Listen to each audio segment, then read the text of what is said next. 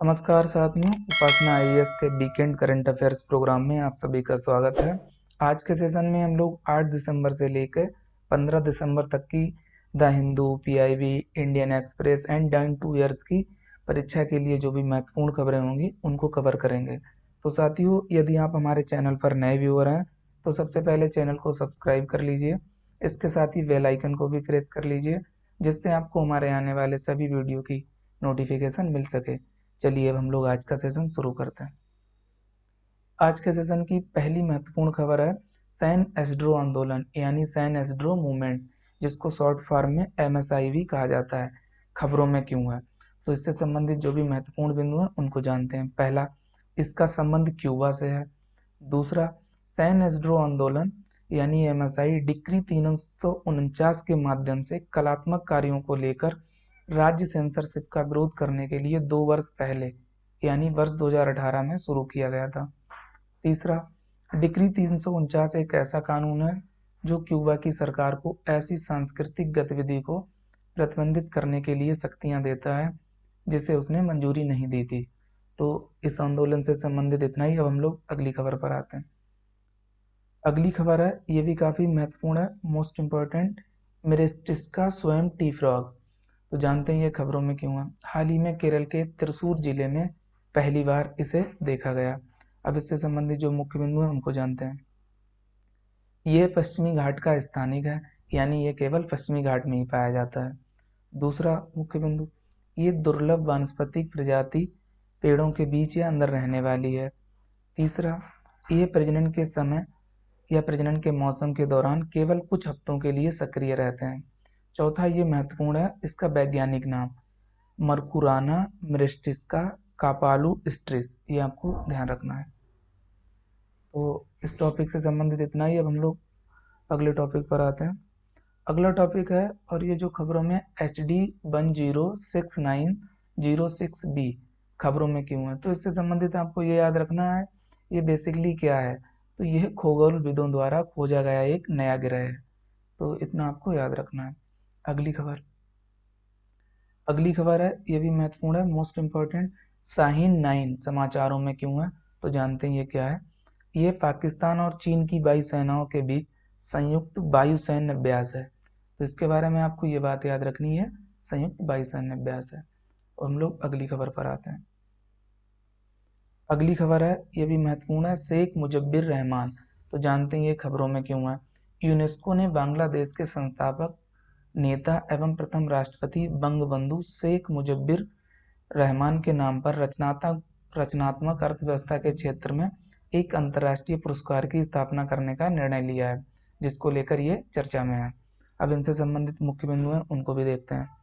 पहला, ध्यातव्य कि यूनेस्को ने वर्ष 2021 को सतत विकास के लिए रचनात्मक अर्थव्यवस्था का अंतर्राष्ट्रीय वर्ष घोषित किया है। दूसरा, शेख मुजब्बिर रहमान को बांग्लादेश का राष्ट्रपिता कहा जाता है और वे बांग्लादेश के लोगों के बीच बंगबंधु के रूप में लोकप्रिय थे। तीसरा, बंगबंधु का शाब्दिक अर्थ है बंगाल का मित्र। चौथा, इन्होंने बांग्लादेश की स्वतंत्रता में महत्वपूर्ण भूमिका अदा की थी। तो इस टॉपिक से संबंधित इतना ही। अब हम लोग अगले टॉपिक पर आते हैं, यानी अगली खबर।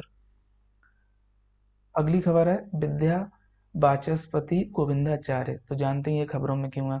हाल ही में इनका निधन हो गया, यानी 84 वर्ष की उम्र में। तो इनसे संबंधित जो मुख्य बिंदु हैं उनको भी जान लेते हैं। पहला है, ये संस्कृत के प्रख्यात विद्वान थे। दूसरा, ये माधव विचारधारा के प्रवर्तक थे। तीसरा, विद्या वाचस्पति गोविंदाचार्य को वर्ष 2009 में पद्मश्री पुरस्कार से सम्मानित किया गया था। तो इनसे संबंधित इतना ही। अब हम लोग अगले टॉपिक पर आते हैं। अगला टॉपिक ये भी काफी महत्वपूर्ण है, मोस्ट इम्पोर्टेंट, हिंद महासागर द्विध्रुव यानी इंडियन ओशियन डाइपोल खबरों में है। तो जानते हैं ये क्या है। पहला इसमें बिंदु है, आयोडी समुद्री सतह के तापमान का एक अनियमित दोलन है, जिसमें पश्चिमी हिंद महासागर की सतह का तापमान पूर्वी हिंद महासागर की तुलना में क्रमिक रूप से कम एवं अधिक होता रहता है। दूसरा बिंदु, हिंद महासागर द्विध्रुव को भारतीय नीनो भी कहा जाता है, ये भी आपको ध्यान रखना है। तीसरा, सरल शब्दों में कहें तो पश्चिमी हिंद महासागर का पूर्वी हिंद महासागर की तुलना में बारी बारी से गर्म व ठंडा होना ही हिंद महासागर द्विध्रुव कहलाता है। ये बात आपको ध्यान रखनी है, ये प्रीलिम्स के लिए महत्वपूर्ण है। तो इससे संबंधित इतना ही। अब हम लोग अगले टॉपिक पर आते हैं। अगला टॉपिक काफ़ी महत्वपूर्ण है, मोस्ट इम्पॉर्टेंट, एनिग्मा चर्चा में। तो जानते हैं ये क्या है। पहला बिंदु, ये एक इंक्रिप्शन मशीन है। दूसरा, समुद्री गोताखोरों के एक समूह ने बाल्टिक सागर में इसकी खोज की है। तीसरा, इसका उपयोग द्वितीय विश्व युद्ध के दौरान नाजी सेना द्वारा गुप्त संदेश भेजने और उन्हें एनकोड करने के लिए किया गया था। चौथा, एनिग्मा इंक्रिप्शन मशीन का आविष्कार प्रथम विश्व युद्ध के अंत में जर्मन इंजीनियर आर्थर सेरेबियस द्वारा किया गया था। ये आपको ध्यान रखना है। इससे संबंधित इतना ही। अब हम लोग अगली खबर पर आते हैं। अगली खबर है, ये भी मोस्ट इम्पोर्टेंट है, राष्ट्रीय ऊर्जा संरक्षण दिवस। तो इससे संबंधित जो मुख्य बिंदु है उनको जानते हैं। पहला, प्रतिवर्ष 14 दिसंबर को भारत में राष्ट्रीय ऊर्जा संरक्षण दिवस मनाया जाता है। दूसरा, इसका आयोजन ऊर्जा दक्षता ब्यूरो यानी ब्यूरो ऑफ एनर्जी एफिशिएंसी द्वारा किया जाता है। इसका गठन भी आपको याद रखना है, 2001 में किया गया था और ये एक सांविधिक बॉडी है, सांविधिक निकाय।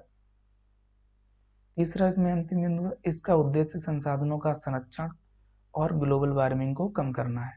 तो इससे संबंधित इतना ही। अब हम लोग अगले टॉपिक पर आते हैं। अगला टॉपिक है, ये भी महत्वपूर्ण है, पेरिस जलवायु समझौते के 5 वर्ष पूरे हो चुके हैं। आपको पता होगा ये समझौता 2015 में हुआ था और 2020 चल रहा है, तो इसलिए ये खबरों में है। इससे संबंधित जो मुख्य बिंदु हैं उनको जानते हैं। पहला, ये जलवायु परिवर्तन पर कानूनी रूप से बाध्यकारी अंतर्राष्ट्रीय संधि है। दूसरा, इसे दिसंबर 2015 में पेरिस में आयोजित कॉप 21 सम्मेलन के दौरान 196 देशों द्वारा अपनाया गया था। यहाँ पे कॉप की फुल फॉर्म है कॉन्फ्रेंस ऑफ पार्टीज। तीसरा, इसका लक्ष्य पूर्व औद्योगिक स्तरों की तुलना में ग्लोबल वार्मिंग को 2 डिग्री सेल्सियस से कम करना और अधिमानता यानी अधिकतम इसे 1.5 डिग्री सेल्सियस तक सीमित करना।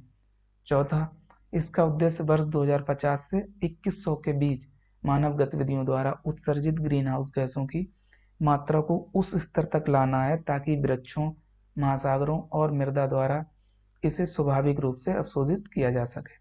तो इससे संबंधित इतना ही। हम लोग अगले टॉपिक पर आते हैं।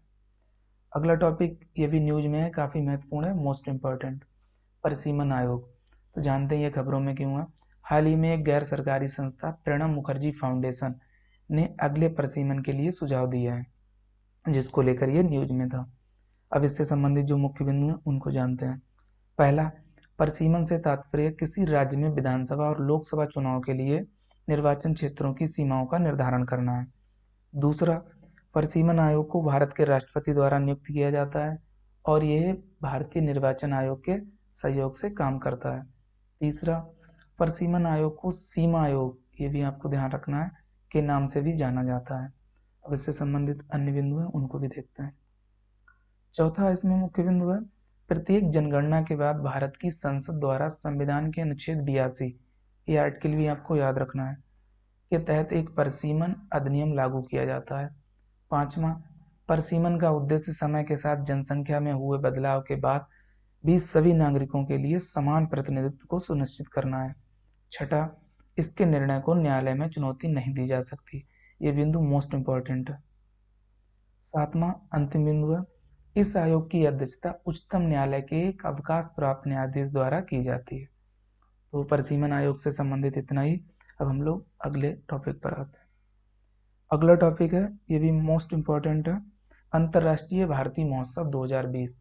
खबरों में क्यों है जानते हैं। हाल ही में इसे प्रधानमंत्री श्री नरेंद्र मोदी द्वारा संबोधित किया गया। ये कार्यक्रम तमिल भाषा के कवि और लेखक सुब्रमण्यम भारती की 138वीं जयंती यानी 11 दिसंबर 2020 के उपलक्ष्य में आयोजित किया गया है। तो हम लोग सुब्रमण्यम भारती के बारे में जान लेते हैं। पहला बिंदु, सुब्रमण्यम भारती का जन्म 11 दिसंबर 1882 को तमिलनाडु के तिरुनेलवेली जिले में एट्टियापुरम गांव यानी तत्कालीन मद्रास प्रेसिडेंसी में हुआ था। अन्य बिंदु, दूसरा इसमें इनसे संबंधित मुख्य बिंदु है, सुब्रमण्यम भारती को महाकवि भारतियार के नाम से भी जाना जाता है। तीसरा, सामाजिक न्याय के प्रति उनकी दृढ़ भावना ने उन्हें स्वाधीनता के लिए लड़ने के लिए प्रेरित किया। चौथा, वे भारतीय राष्ट्रीय कांग्रेस के अतिवादी हिस्से यानी गर्म दल में शामिल हुए। पांचवा, सुब्रमण्यम भारती की प्रसिद्ध रचनाओं में शामिल है कन्नम पट्टू वर्ष 1917, कृष्ण गीत, पांचाली सप्तम वर्ष 1912 पंचाली का स्वर, कुइल पट्टू वर्ष 1912 कोयल का गीत, और पुड़िया रूस यानी नया रूस। ये जो ब्रैकेट में दे रखा है इसमें, ये बेसिकली इसका अनुवादित रूप है, आपको ध्यान रखना, पुड़िया रूस मतलब नया रूस। तो इनसे संबंधित इतना ही। अब हम लोग अगले टॉपिक पर आते हैं। अगला टॉपिक है मोस्ट इम्पोर्टेंट, सिंधु घाटी सभ्यता यानी इंडस वैली सिविलाइजेशन। तो जानते हैं खबरों में क्यों है। हाल ही में जर्नल ऑफ आर्कियोलॉजिकल साइंस में प्रकाशित एक अध्ययन के अनुसार सिंधु घाटी सभ्यता के लोगों के आहार में मांस का प्रभुत्व था, जिसमें गौ मांस व्यापक रूप से शामिल था, तो जिसलिए ये न्यूज में थी। अब इंडस वैली सिविलाइजेशन से संबंधित जो भी मुख्य बिंदु है उनको भी जान लेते हैं। पहला इसमें मुख्य बिंदु है, इसका समयकाल 2500 बीसी से 1750 बीसी तक माना जाता है। दूसरा, हड़प्पा नामक स्थान पर पहली बार यह संस्कृति खोजी गई थी, इसलिए इसका नाम हड़प्पा सभ्यता रखा गया। तीसरा, भौगोलिक रूप से यह सभ्यता पंजाब, सिंध, बलूचिस्तान, राजस्थान, गुजरात और पश्चिमी उत्तर प्रदेश तक फैली थी। चौथा, ये कपास खेती करने वाली पहली सभ्यता थी। ये मोस्ट इंपॉर्टेंट बिंदु है। पांचवा, हड़प्पाई लोग बहुत सारे पशु पालते थे, वे भेड़, बकरी और सूअर आदि से परिचित थे। छठा, यहाँ की प्रमुख फसलें गेहूं, जौ, कपास, रागी, खजूर और मटर थी। सातवां, मंदिरों या महलों जैसी कोई संरचना नहीं पाई गई है। ये बिंदु मोस्ट इंपॉर्टेंट है। तो इस टॉपिक से संबंधित इतना ही। अब हम लोग अगले टॉपिक पर आते हैं, यानी अगली खबर। अगली खबर है most important, person of the year. तो इससे संबंधित जो मुख्य बिंदु है उनको जानते हैं। पहला, अमेरिका की प्रतिष्ठित टाइम मैगजीन ने अमेरिका के नवनिर्वाचित राष्ट्रपति जो बाइडेन और उपराष्ट्रपति कमला हैरिस को संयुक्त रूप से वर्ष 2020 का पर्सन ऑफ द ईयर मनोनीत किया है। दूसरा, टाइम मैगजीन द्वारा किसी प्रभावशाली व्यक्ति अथवा संस्था को मनोनीत करने की शुरुआत वर्ष 1927 में की गई थी और शुरुआत में इसे मैन ऑफ द ईयर के रूप में जाना जाता था। हालांकि बाद में इसका नाम बदलकर पर्सन ऑफ द ईयर कर दिया गया। यह सम्मान किसी ऐसे व्यक्ति, समूह, आंदोलन या विचार को दिया जाता है जिसने किसी एक वर्ष में विशेष रूप से सबसे अधिक प्रभाव डाला हो। हालांकि ये आवश्यक नहीं है कि यह प्रभाव सकारात्मक ही, यानी ये प्रभाव नकारात्मक भी हो सकता है, क्योंकि 1938 में इसने, जो आपको पता होगा, जर्मनी के हिटलर को पर्सन ऑफ द ईयर के रूप में नॉमिनेट किया जाता है। तो ये प्रभाव नकारात्मक और सकारात्मक दोनों रूप में हो सकता है। अगला टॉपिक है यूनिसेफ दिवस। तो जानते हैं इससे संबंधित जो मुख्य बिंदु है। पहला, प्रतिवर्ष 11 दिसंबर को यूनिसेफ दिवस मनाया जाता है। दूसरा, बाल विकास और बाल अधिकारों के संरक्षण की दिशा में यूनिसेफ के अतुलनीय योगदान के लिए यह दिवस मनाया जाता है। तीसरा, यूनिसेफ का गठन संयुक्त राष्ट्र महासभा द्वारा 11 दिसंबर 1946 को संयुक्त राष्ट्र अंतर्राष्ट्रीय बाल आपातकालीन कोष के रूप में किया गया था। चौथा, यूनिसेफ को वर्ष 1965 में नोबेल शांति पुरस्कार और वर्ष 1989 में इंदिरा गांधी शांति पुरस्कार और वर्ष 2006 में प्रिंस ऑफ अस्तूरियस अवार्ड मिला था। पांचवा, इसका मुख्यालय न्यूयॉर्क में है, यानी संयुक्त राज्य अमेरिका, यूएसए। तो इससे संबंधित इतना ही। अब हम लोग अगले टॉपिक पर आते हैं। अगला टॉपिक है युवा गणितज्ञों के लिए रामानुजन पुरस्कार 2020। तो जानते हैं इसे किन किन लोगों को दिया गया। हाल ही में युवा गणितज्ञों के लिए रामानुजन पुरस्कार 2020 रियो डी जेनेरो, ब्राजील के institute for pure and applied mathematics की गणितज्ञ डॉक्टर कैरोलिना अरुजो को दिया गया है। उन्हें बीजगणितीय ज्यामिति में उनके उत्कृष्ट कार्य के लिए ये पुरस्कार प्रदान किया गया है। तो ये आपको नाम याद रखना है अच्छे से, डॉक्टर कैरोलिना अरुजो। तो इस टॉपिक से संबंधित इतना ही। हम लोग अगले टॉपिक पर आते हैं। अगला टॉपिक मोस्ट इंपॉर्टेंट है, उत्सर्जन गैप रिपोर्ट यानी 2020, एमिशन गैप रिपोर्ट 2020। तो ये जानते हैं इसे कौन जारी करता है। तो हाल ही में संयुक्त राष्ट्र पर्यावरण कार्यक्रम यानी यूनाइटेड नेशन एनवायरनमेंट प्रोग्राम जिसे आप शॉर्ट में यूनेप भी कहते हैं, द्वारा ये रिपोर्ट जारी की गई है। तो इस रिपोर्ट से संबंधित आपको इतना ही याद रखना है कि इसे कौन जारी करता है, लेकिन यूनेप के बारे में हम लोग थोड़ा जान लेते हैं। यूनेप क्या है, तो इससे संबंधित जो मुख्य बिंदु हैं उनको जानते हैं। पहला, इसकी स्थापना वर्ष 1972 में मानव पर्यावरण पर स्टॉकहोम में आयोजित संयुक्त राष्ट्र सम्मेलन के दौरान हुई थी। ये संयुक्त राष्ट्र की एक एजेंसी है, ये आपको ध्यान रखना है, यानी यूनाइटेड नेशन से स्वतंत्र नहीं है। दूसरा, इसका उद्देश्य मानव पर्यावरण को प्रभावित करने वाले सभी मामलों में अंतर्राष्ट्रीय सहयोग को बढ़ाना तथा पर्यावरण संबंधी जानकारी का संग्रहण, मूल्यांकन एवं पारस्परिक सहयोग सुनिश्चित करना है। तीसरा जो अंतिम बिंदु है, इसका मुख्यालय नैरोबी यानी केन्या में है। तो अब इससे संबंधित जो अन्य बिंदु हैं उनको भी देख लेते हैं। ये थर्ड बिंदु था। चौथा, इसकी प्रमुख रिपोर्ट उत्सर्जन गैप रिपोर्ट, पर्यावरण वैश्विक पर्यावरण outlook report, invest into healthy planet है। पांचवा, इसके प्रमुख अभियान बीट प्रदूषण यानी बीट पॉल्यूशन, UN 75, विश्व पर्यावरण दिवस, वाइल्ड फॉर लाइफ, ये आपको ध्यान रखने इसकी प्रमुख अभियान है। इससे संबंधित इतना ही। अब हम लोग अगले टॉपिक पर आते हैं। अगला टॉपिक काफी महत्वपूर्ण है, मोस्ट इंपॉर्टेंट, नया संसद भवन। तो इससे संबंधित जो मुख्य बिंदु हैं उनको जानते हैं। पहला, हाल ही में इसकी आधारशिला प्रधानमंत्री श्री नरेंद्र मोदी ने रखी है, जिसको लेकर ये न्यूज में था। दूसरा, नया संसद भवन कुल 64,500 वर्ग मीटर क्षेत्र में विस्तृत होगा। तीसरा, भारत की आजादी की 75वीं वर्षगांठ यानी 2022 तक इसके पूरे होने की संभावना है। चौथा, भारत का नया संसद भवन आत्मनिर्भर भारत के प्रतीक के रूप में विकसित हो सकेगा। ये पांचवा बिंदु है। इस नवीन संरचना में लोकसभा के 888 सांसदों और राज्यसभा के 384 सांसदों के बैठने के लिए व्यवस्था होगी, जबकि मौजूदा संसद भवन में लोकसभा के 543 और राज्यसभा के 245 सांसदों के बैठने के लिए व्यवस्था है। अब इससे संबंधित जो अन्य बिंदु हैं उनको भी देख लेते हैं। ये छठा है।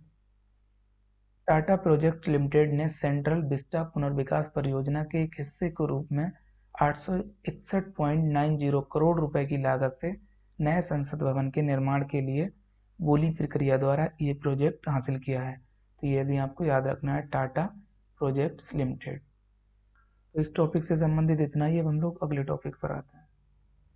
अगला टॉपिक है मोस्ट इंपॉर्टेंट, अंतर्राष्ट्रीय पर्वत दिवस। तो इससे संबंधित जो मुख्य बिंदु हैं उनको जानते हैं। पहला, प्रतिवर्ष विश्व भर में 11 दिसंबर को अंतर्राष्ट्रीय पर्वत दिवस मनाया जाता है, यानी इंटरनेशनल माउंटेन डे। दूसरा, इस वर्ष अंतर्राष्ट्रीय पर्वत दिवस की थीम पर्वतीय जैव विविधता यानी माउंटेन डाइवर्सिटी, बायोडाइवर्सिटी रखी गई। तीसरा, इस दिवस को मनाने का मुख्य उद्देश्य अंतर्राष्ट्रीय समुदाय को पर्वतीय क्षेत्र के विकास, सतत विकास के महत्व के बारे में जानने और पर्वतीय क्षेत्र के प्रति दायित्वों के लिए जागरूक करना है। इस टॉपिक से संबंधित इतना ही। अब हम लोग अगले टॉपिक पर आते हैं। अगला टॉपिक है, ये भी मोस्ट इंपॉर्टेंट है, संयुक्त राष्ट्र जनसंख्या पुरस्कार 2020 यानी यूनाइटेड नेशन पॉपुलेशन अवार्ड 2020। तो इससे संबंधित जो मुख्य बिंदु हैं उनको जानते हैं। पहला, हाल ही में हेल्पेज इंडिया को संस्थागत श्रेणी में वर्ष 2020 के लिए संयुक्त राष्ट्र जनसंख्या पुरस्कार प्रदान किया गया है। दूसरा, भारत में लगभग 4 दशकों से कार्यरत हेल्पेज इंडिया बुजुर्गों और अन्य वंचितों के लिए काम करने वाली एक प्रमुख दान देने वाली संस्था है। तीसरा, इसकी स्थापना वर्ष 1978 में की गई थी तथा ये वर्ष 1860 के सोसाइटी पंजीकरण अधिनियम के तहत पंजीकृत है। तो इस टॉपिक से संबंधित इतना ही। अब हम लोग अगले टॉपिक पर आते हैं। अगला टॉपिक है मोस्ट इंपॉर्टेंट, कृत्रिम बुद्धिमत्ता न्यूज में क्यों है, यानी आर्टिफिशियल इंटेलिजेंस। तो जानते हैं खबरों में क्यों है।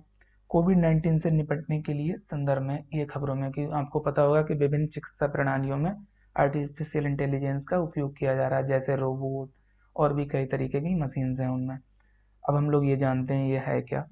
ये मशीनों की सोचने, समझने, सीखने, समस्या हल करने और निर्णय लेने जैसी संज्ञानात्मक कार्यों को करने की क्षमता को सूचित करती है।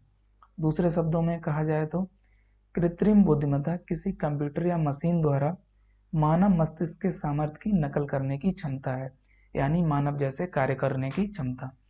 आपको ये भी जानना है कि इसके जनक कौन है, यानी इसे किसने डिस्कवर किया, जॉन मैकार्थी, ये नाम आपको याद रखना है। तो इससे संबंधित इतना ही। अब हम लोग अगले टॉपिक पर आते हैं।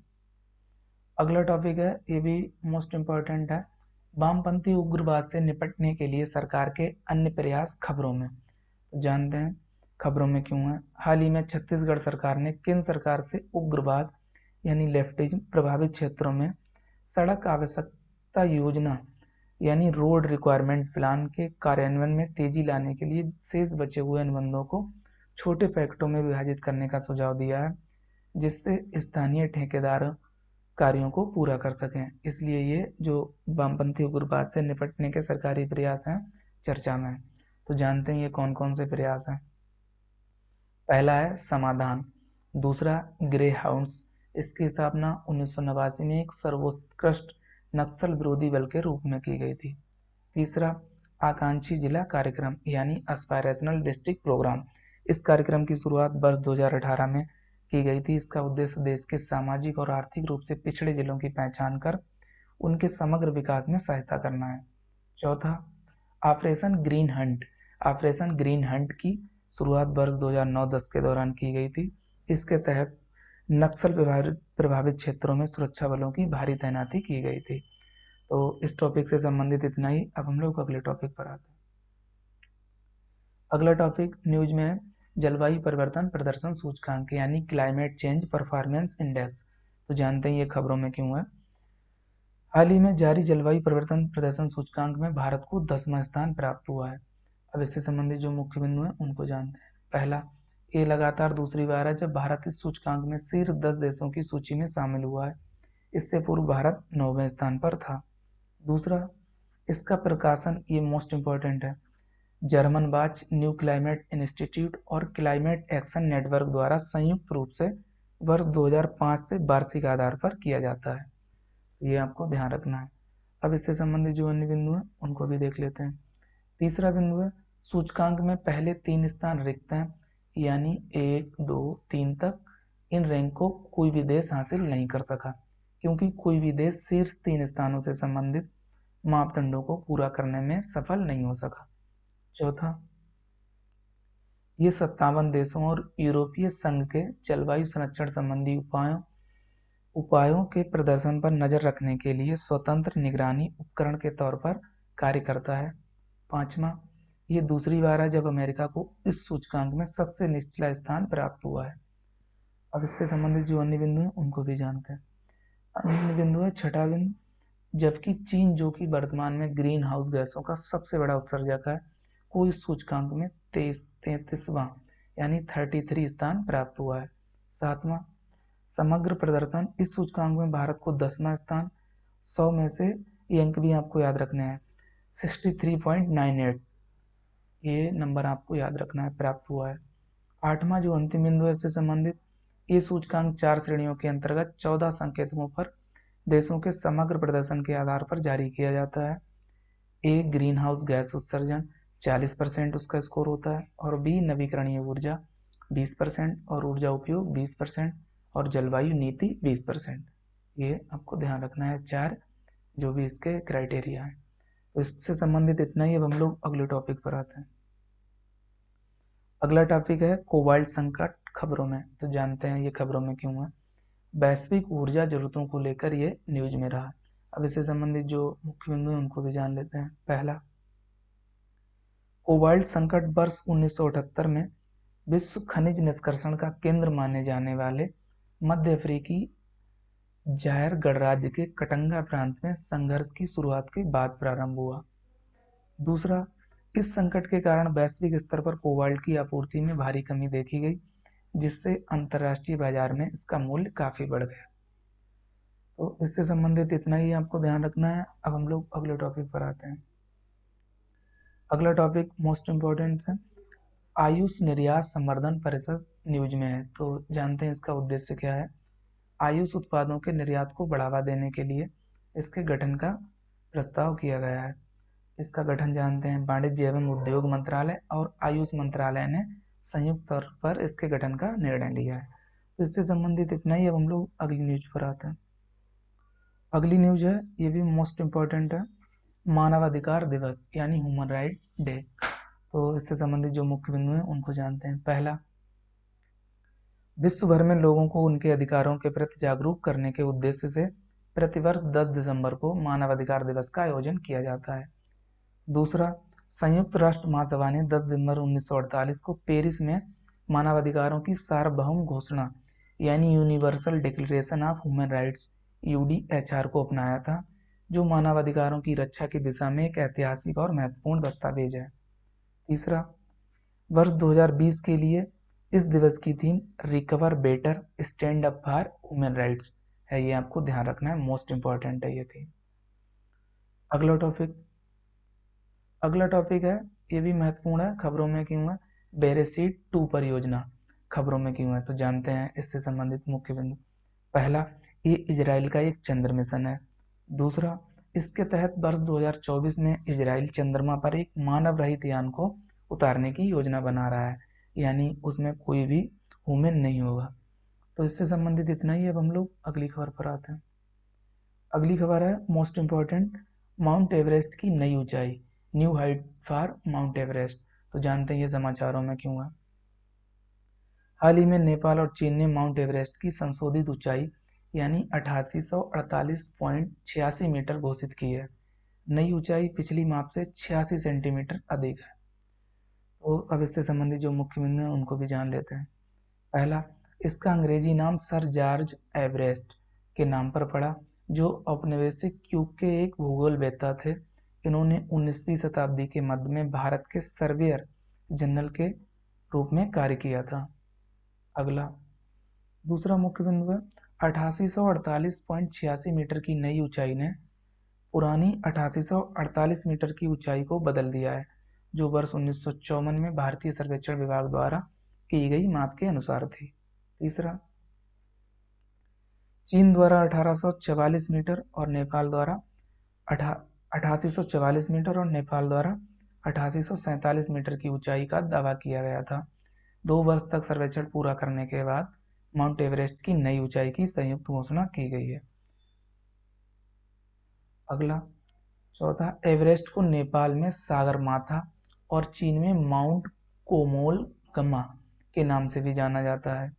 ये नेपाल और तिब्बत की सीमा पर स्थित है और इसके शिखर पर दोनों ओर से पहुंचा जा सकता है। इससे संबंधित कुछ मुख्य बिंदु थे, वो आपको ध्यान रखने हैं। अब हम लोग अगले टॉपिक पर आते हैं। अगला टॉपिक मोस्ट इंपॉर्टेंट है, अनिल सोनी। ये चर्चा में क्यों है, तो जानते हैं। विश्व स्वास्थ्य संगठन यानी वर्ल्ड हेल्थ ऑर्गेनाइजेशन ने भारतीय मूल के वैश्विक स्वास्थ्य विशेषज्ञ अनिल सोनी को WHO फाउंडेशन का पहला मुख्य कार्यकारी अधिकारी नियुक्त किया है, यानी चीफ एग्जीक्यूटिव ऑफिसर इन्हें नियुक्त किया गया है, इसलिए ये न्यूज में है। इससे संबंधित आपको इतना ही याद रखना है। हम लोग अगले टॉपिक पर आते हैं।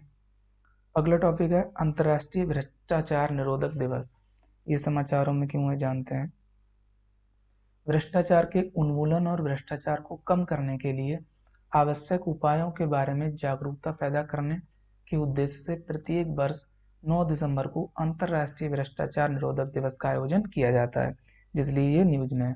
तो ये आपको डेट याद रखनी है, 9 दिसंबर। इससे संबंधित इतना ही। अब हम लोग अगले टॉपिक पर आते हैं। अगला टॉपिक है चांगी 5। ये न्यूज में क्यों है, तो जानते हैं। अमेरिका द्वारा चंद्रमा की सतह पर पहली बार ध्वज फहराए जाने के 50 वर्ष से अधिक समय बाद चीन चांद की सतह पर राष्ट्रीय ध्वज फहराने वाला विश्व का दूसरा देश बन गया।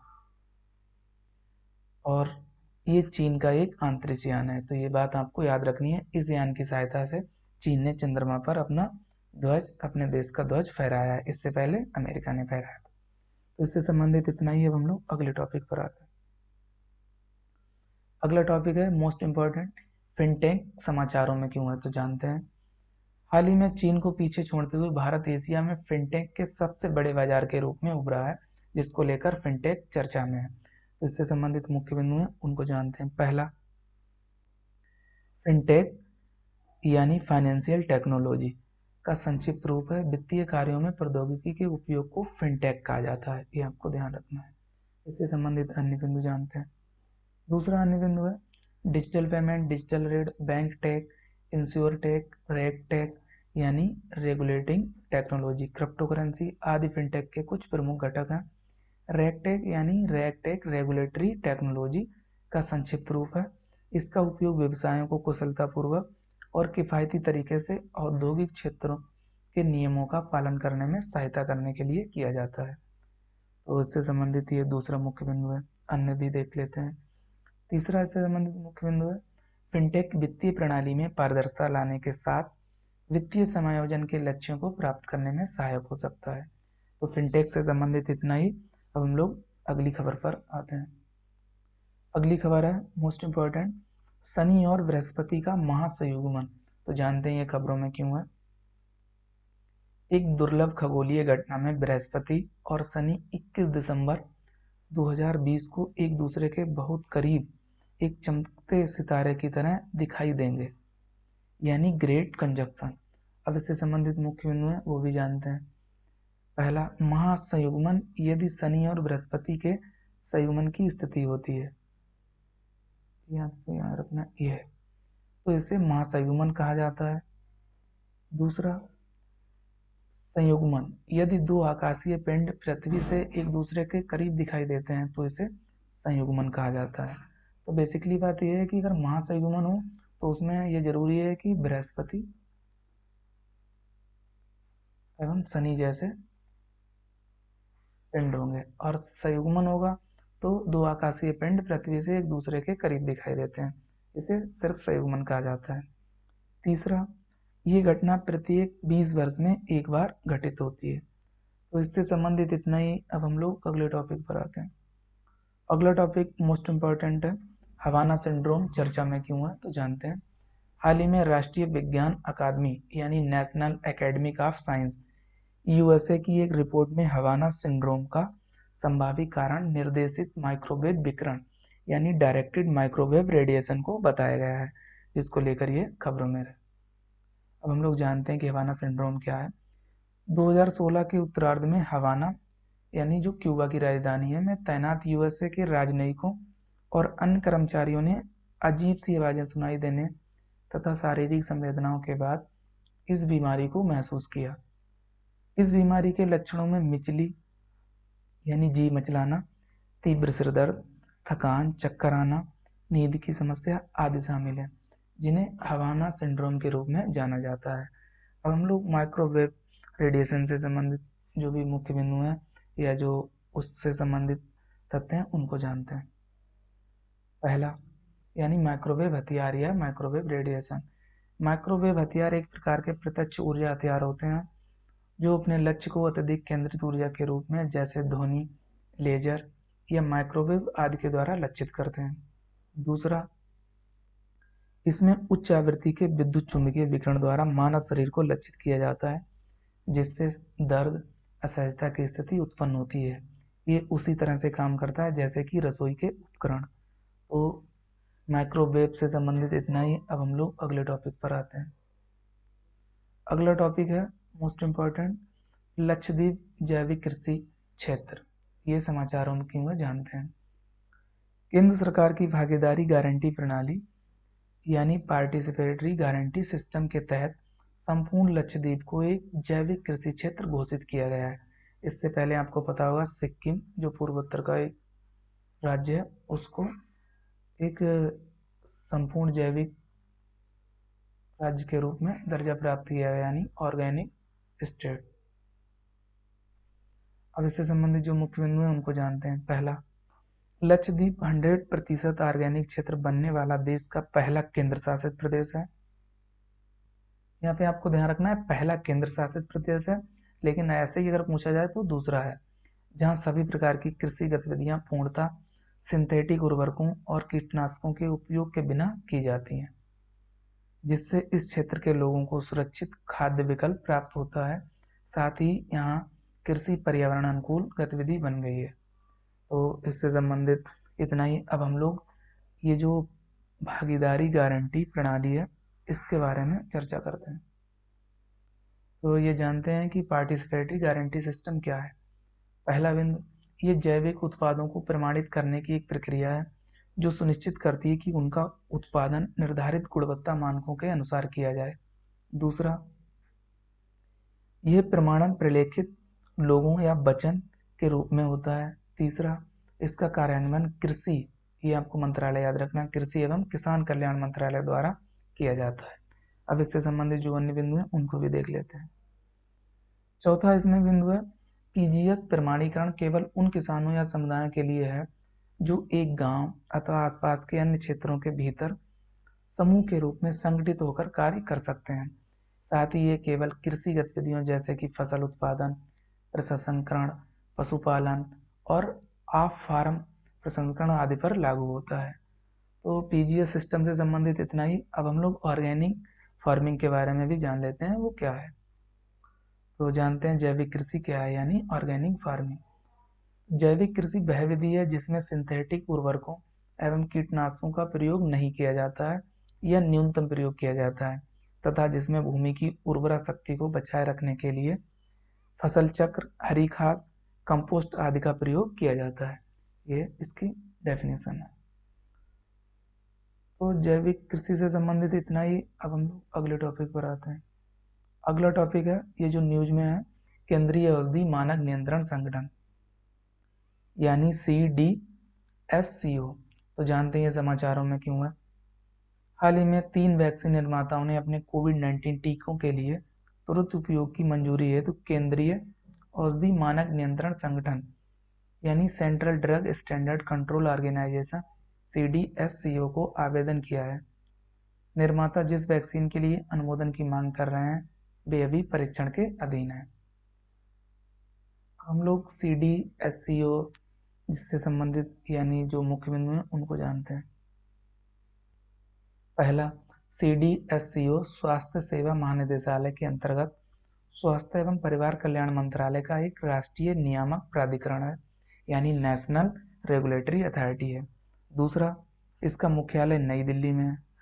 तीसरा, देश भर में इसके 6 जोनल कार्यालय हैं, 4 सब जोनल कार्यालय हैं, 13 पोर्ट ऑफिस और 7 प्रयोगशालाएं हैं। चौथा, इसका वजन भारत में सार्वजनिक स्वास्थ्य की इसका विजन भारत में सार्वजनिक स्वास्थ्य की रक्षा करना और उसे बढ़ावा देना है। पांचवा, इसका मिशन दवाओं, सौंदर्य प्रसाधन और चिकित्सा उपकरणों की सुरक्षा, प्रभावकारिता तथा गुणवत्ता बढ़ाकर सार्वजनिक स्वास्थ्य की सुरक्षा करना है। तो साथियों, CDSCO से संबंधित इतना ही। अब हम लोग अगले टॉपिक पर आते हैं। अगला टॉपिक है, ये भी समाचारों में है, अंतर्राष्ट्रीय धार्मिक स्वतंत्रता रिपोर्ट 2019। तो जानते हैं ये खबरों में क्यों है। अमेरिकी विदेश विभाग ने हाल ही में पाकिस्तान और चीन के साथ साथ अन्य 8 देशों को धार्मिक स्वतंत्रता के आंदोलन के चलते विशेष चिंता वाले देशों यानी countries of particular concern CPC की सूची में शामिल किया है। इस रिपोर्ट को अमेरिकी विदेशी विभाग वार्षिक रूप से जारी किया जाता है, यानी इस रिपोर्ट को अमेरिकी विदेशी विभाग द्वारा वार्षिक रूप से जारी किया जाता है, जो विश्व भर में धार्मिक स्वतंत्रता की स्थिति का एक सर्वेक्षण है। तो इससे संबंधित इतना ही। अब हम लोग अगले टॉपिक पर आते हैं। अगला टॉपिक है और आज के सेशन का अंतिम टॉपिक है, विश्व धरोहर शहरों की सूची में ग्वालियर और ओरछा शामिल। तो इतना आपको याद रखना है इन्हें किसने शामिल किया है, और ये शहर भी आपको याद रखने हैं, ग्वालियर और ओरछा। तो इन्हें यूनेस्को द्वारा इस सूची में शामिल किया गया है, ये बात आपको याद रखनी है। तो साथियों, आज के सेशन में इतना ही। हम लोग नेक्स्ट सेशन में मिलेंगे कुछ नई महत्वपूर्ण खबरों के साथ। तब तक के लिए आप सभी लोग अपना ध्यान रखिए। साथ ही उपासना IAS के चैनल को लाइक, शेयर और सब्सक्राइब करना ना भूलिए। Thank you, best of luck.